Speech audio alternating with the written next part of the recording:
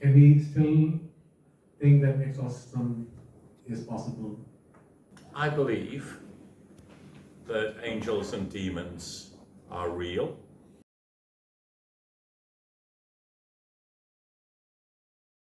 Level, when you think about the body, definitely everything changes.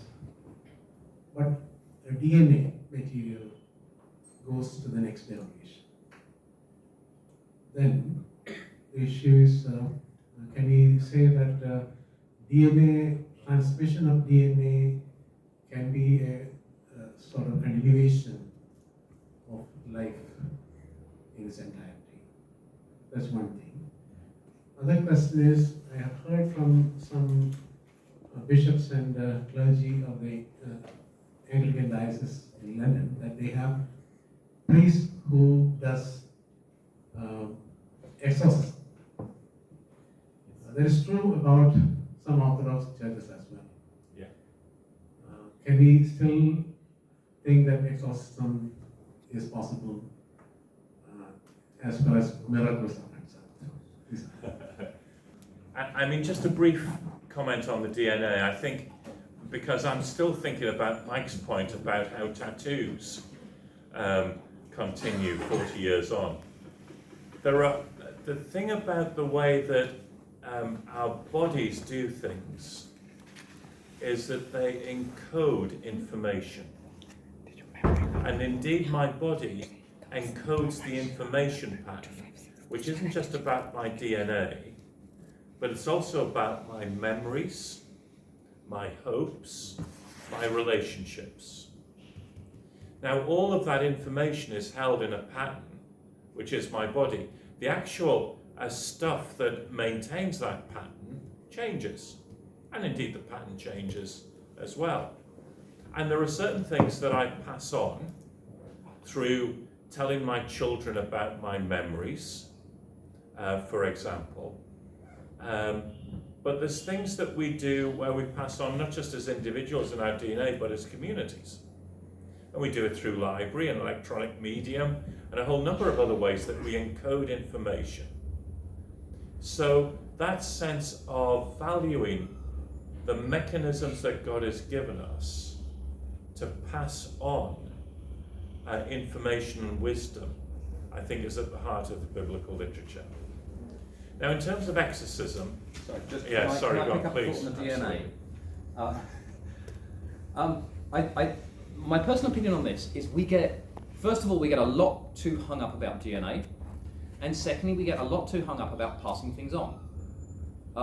I love the talk from this morning's, the quote from this morning's lecture, which I shall mangle, but went something to the effect of, the problem we face is our refusal to accept mortality and our desire to have continuation. And this is this grand evil. Now, we like to think, okay, I'm going to die, but my DNA is going to be passed on from generation to generation. Now, that doesn't actually work nearly as well as effectively as we think it should. If you go through the maths of the passing on of the DNA, I am reliably informed, while your DNA, you and your wife's DNA get spliced together, after about 20 generations or so, the odds are none of your DNA is left. It's not you go from all to half to half to half to half. It comes out in clumps, which means some people might pass on large chunks of DNA, and some people, after some number of generations, pass on none. So then you say, well, hang on, after 20 generations, none of my DNA survives. What was the point of me being here?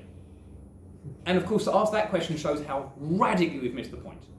So, going back again to C.S. Lewis, he says, I do not remember all the books I have read, just as I do not remember all the meals I have eaten, and yet they made me who I am now. I don't say this sandwich which I am eating in 7 years' time is guaranteed to leave no trace in me, therefore I won't eat it. I'm only going to eat the bits of sandwich that will remain. No, I need to eat this sandwich now. If you put up a building, now someone might come in and say, see this electric set of plug sockets, I put that there, and they can be proud that they have contributed to this building. The person that put up the scaffolding to hold the building in place.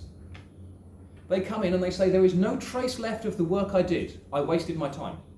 No, they came in, they put up the scaffolding. It was important while it was here, and it was taken away again. The plug sockets remain, the scaffolding does not, but the electrician and the scaffolder both were vitally important in the construction of the building. And so, if we think my life only has meaning if I am able to pass things on which remain in perpetuity, in anything other than a eschatological sense, if I'm looking for physical passing on that will remain, or if I think the papers that I write now only have meaning if they're still being quoted in 1,000 years, no, we've missed the point. Our papers contribute now. We contribute now. I would much rather raise my kids now and have none of my DNA passed on than pass on all of my DNA and spend no time with my kids now.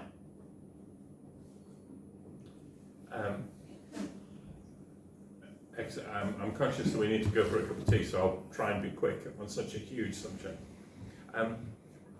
I believe that angels and demons are real, and that church ministry encounters angels and demons. We have lessened the emphasis on that within the UK, although most Anglican Church of England dioceses have officers appointed for exorcism. In my experience, most of the claims of demon possession, either of houses or of people in the UK, in my ministry, normally have other explanations. Psychological illness, circumstances, a particular combination of wind and a rattling roof, a whole number of things. And just, I guess, if you're in pastoral ministry, you will have been called to houses where you've been asked to exorcise demons.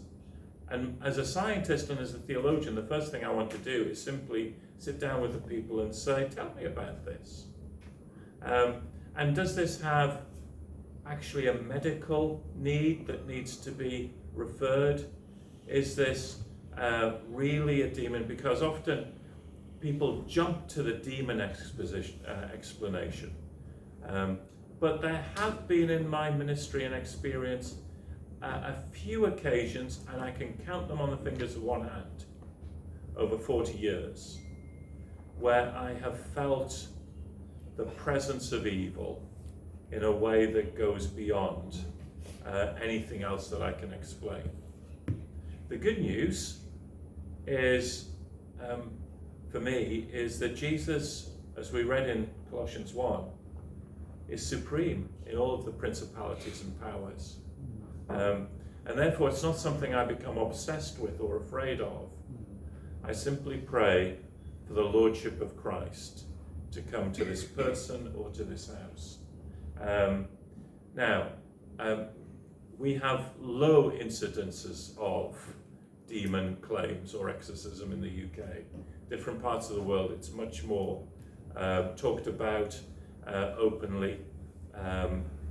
So my view is that actually science and that which we experience through the scientific explanation of the world does not encompass the whole world.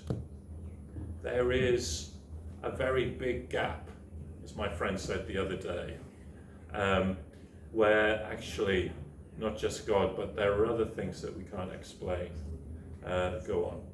Should we stop there for coffee? Can I hold us back from tea for just 3 minutes and add a further thought to this one? Because I agree in broad outline with much of what you said, but there are some bits that I would take slightly differently.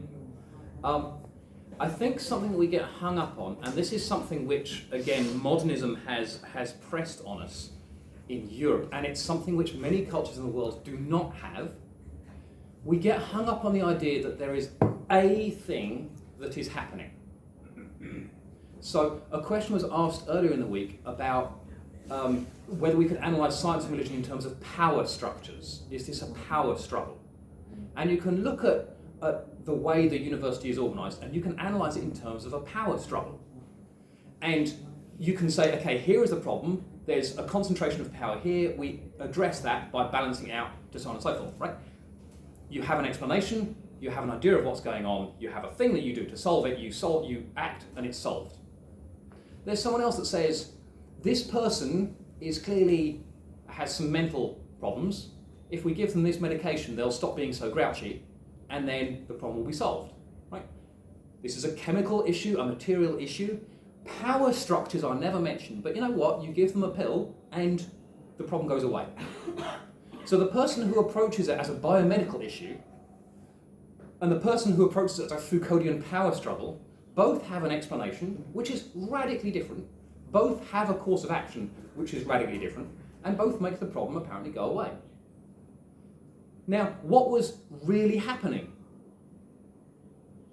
Now, if someone says, this person here is under a curse, it's a generational curse that comes down. Alcoholism is a generational curse, and from person to person to person, and I shall pray and I shall cut off this curse, right? They have a model of what they think is going on. They have a course of action, and it works. Wonderful. Now someone else says, hang on, there's an epigenetic effect here where the alcohol affects the person like this, and there's a social effect here where within society this has happened, and there's an economic effect here where because they're spending money on that, they don't do that, and there's an employment effect where because the alcoholism there's that, and now they're in this social structure, and that passes on from generation to generation because when your father's an alcoholic, what you observe as a child's developmental issue is in this, and alcoholism gets passed down from generation to generation. Is it something in the genetics? Is it something in society? Is it something in child development? Or is it a curse? The person who says it's an issue of child development, let's work with this child and build them up to make sure that this effect is not passed on, has seen how they think it's working, they've got an intervention, and it works. Hallelujah.